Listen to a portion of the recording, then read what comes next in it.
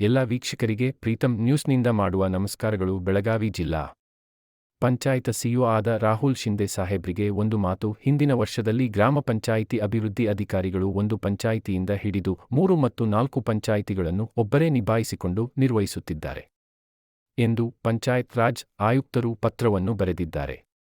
ಆದರೆ ಅವರು ಇನ್ನೂವರೆಗೆ ತಾಲೂಕು ಪಂಚಾಯಿತಿಯಲ್ಲಿ ಕೆಲಸ ನಿರ್ವಹಿಸುತ್ತಿದ್ದಾರೆ, ಜಿಲ್ಲಾ ಪಂಚಾಯಿತಿಯಲ್ಲಿ ಕೆಲಸವನ್ನು ನಿರ್ವಹಿಸುತ್ತಿದ್ದಾರೆ. ಏಕೆಂದರೆ ಇಲ್ಲಿ ಅಧಿಕಾರದ ಬಲ, ಹಣ ಬಲ ಹೆಚ್ಚಾಗಿ ತಾಂಡವಾಡುತ್ತಿದೆ. ಆದರೆ ಗ್ರಾಮ ಪಂಚಾಯಿತಿ ಮಟ್ಟದಲ್ಲಿ ಕೆಲಸವು ಕುಂಠಿತವಾಗುತ್ತಾ ಹೋಗುತ್ತಿದೆ. ಇದರ ಜವಾಬ್ದಾರಿ ಯಾರನ್ನು ತೆಗೆದುಕೊಳ್ಳುವರು?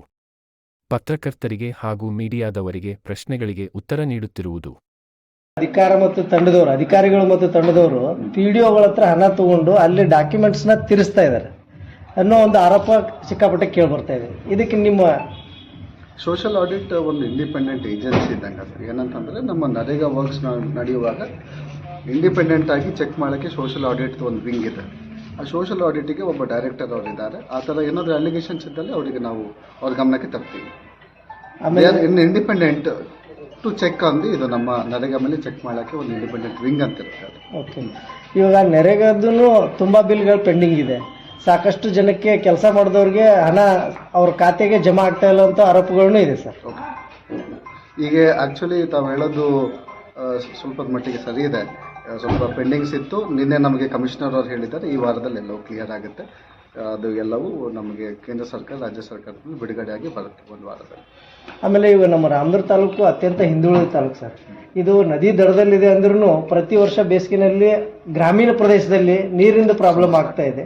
ಇವಾಗ ಮುಂದಿನ ದಿನಮಾನಗಳಲ್ಲಿ ಅಂದರೆ ಇವಾಗ ಇನ್ನು ಬೇಸಿಗೆ ಸ್ಟಾರ್ಟ್ ಆಗುತ್ತೆ, ಈ ಒಂದು ಅಂತರ್ಜಲ ಮಟ್ಟ ಕುಸಿಯೋದು, ಆಮೇಲೆ ಈಗ ನೀರಿನದ ವ್ಯವಸ್ಥೆ ಬಗ್ಗೆ ಪಿಡಿಒಗಳಿಗೆ ಏನಾದರೂ ಸಲಹೆ ಕೊಡೋಕ್ಕೆ ಇಷ್ಟಪಡ್ತೀನಿ. ಇಲ್ಲ, ನಾವು ಇನ್ಸ್ಟ್ರಕ್ಷನ್ಸು ತಮಗೆಲ್ಲ ಗೊತ್ತಿದೆ. ರಾಮದುರ್ಗ ತಾಲೂಕು ಕೂಡ ಬರ ಪೀಡಿತದಿಂದ ಬರ ಅಂತ ಘೋಷಣೆ ಆಗಿದ್ದು ಒಂದು ತಾಲೂಕು ಆಗಿದೆ.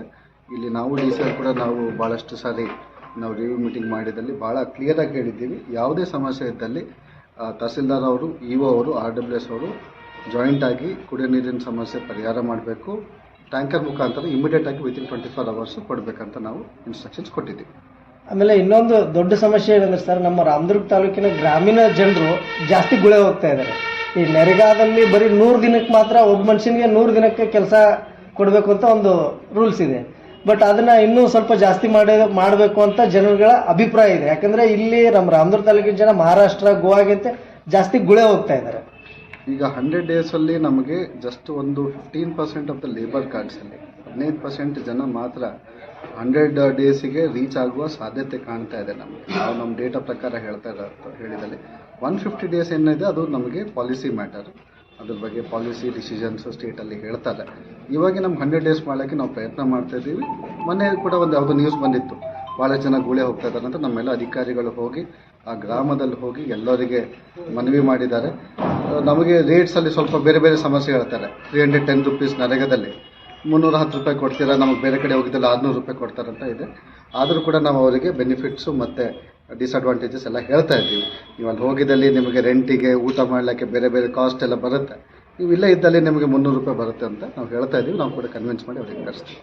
ಧನ್ಯವಾದ sir. Last but list question ಒಂದೇ ಏನಂದರೆ, ನಮ್ಮ ರಾಮದುರ್ಗ ತಾಲೂಕಿನ ಆಡಳಿತ ಅಂದರೆ ಎಲ್ಲ ಡಿಪಾರ್ಟ್ಮೆಂಟ್ ಅಧಿಕಾರಿಗಳು ಜನರಿಗೆ ತಕ್ಷಣಕ್ಕೆ ಸ್ಪಂದಿಸ್ತಾ ಇಲ್ಲ.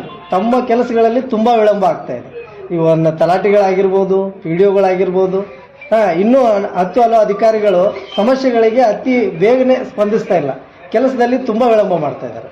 ಇಲ್ಲ, ಈಗ ನಾನು ಕೂಡ ನಿಮ್ಮ ಮನೆ ಮಾತಾಗಿರುವ ಪ್ರೀತಂ ನ್ಯೂಸ್ಗೆ ಒಂದು ಲೈಕ್ ಕೊಡಿ, ಶೇರ್ ಮಾಡಿ, ಕಮೆಂಟ್ ಮಾಡಿ, ಸಬ್ಸ್ಕ್ರೈಬ್ ಆಗಿ. ಎಲ್ಲರಿಗೂ ನಮಸ್ತೆ.